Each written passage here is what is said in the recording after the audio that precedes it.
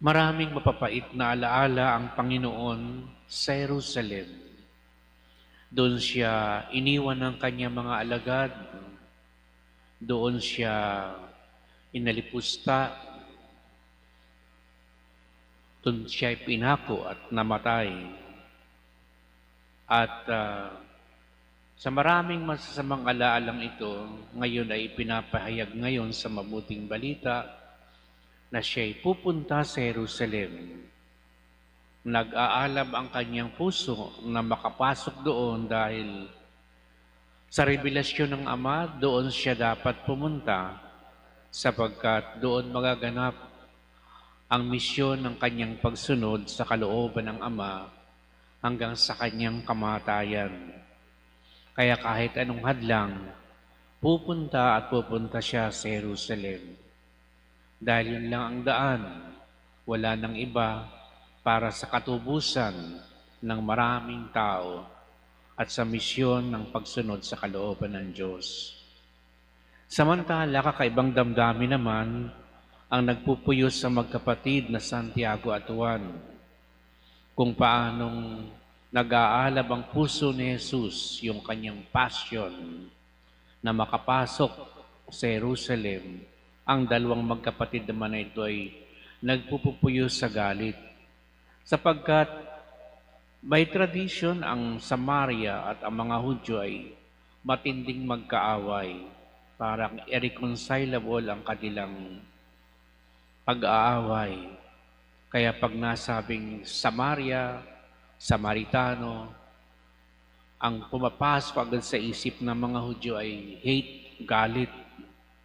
Kaya walang puwang sa puso, karaniwan ng mga Hudyo ang pagkakapatiran o ang pagmamahal o pagpapatawad.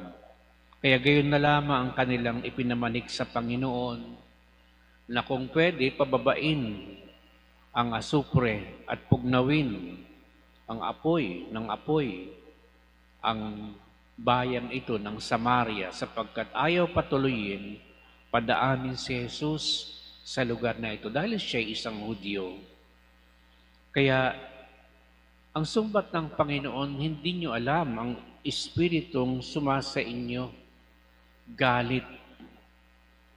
At yan mga kapatid ang dahilan kung bakit tayo totoong hindi makapagmahal, makapagpatawad dahil tayo ay maraming galit.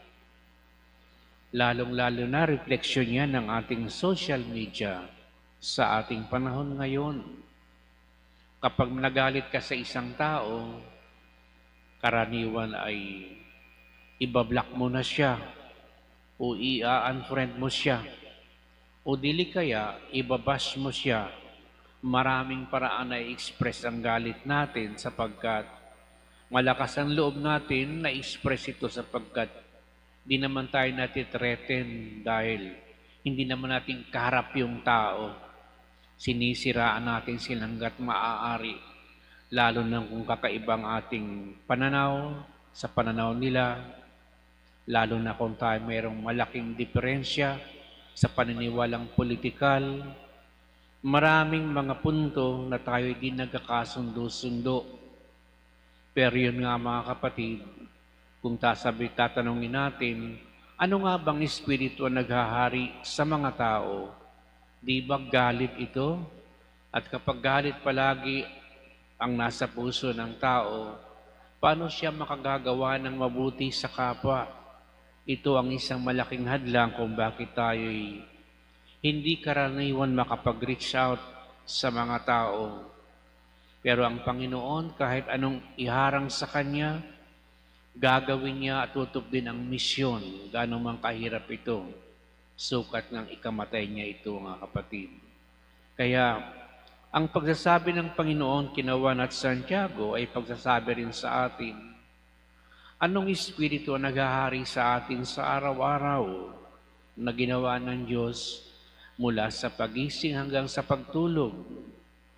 Meron bang mga bagay-bagay na tayong dinadala hanggang sa ngayon at dahil sa dinadala nating galit na ito o inggit o sama ng loob, hindi tayo makapagpaabot sa kanila ng kabutihan, ng pagmamahal o ng pagpapatawad o pagdamay.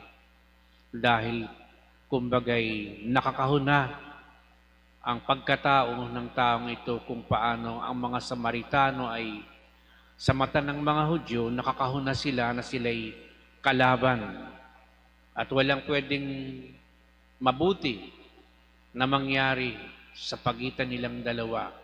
Meron talagang hadlang. Pero ang Diyos, mga kapatid, tinanggal niya ang mga hadlang na ito, yung lahat ng barrier, sapagkat ang nangibabaw sa Kanya ang espiritu ng pag-ibig, may niyayakap pati ang kaaway, ang mga gumagawa ng hindi mabuti sa Kanya.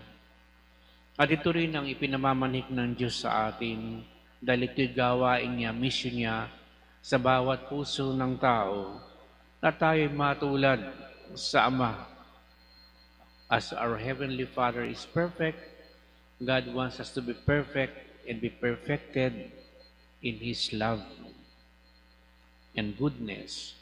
Kaya mga kapatid, isang mabuting balita ang iniiwan natin sa araw na ito. Inihahatid ni Jesus para sa ating may mga dinadalang sama ng loob sa kapwa. At hingin natin na palayain tayo ng Diyos sa mga bagay na ito upang higit na mas makabuluhan, mapayapa ang ating buhay.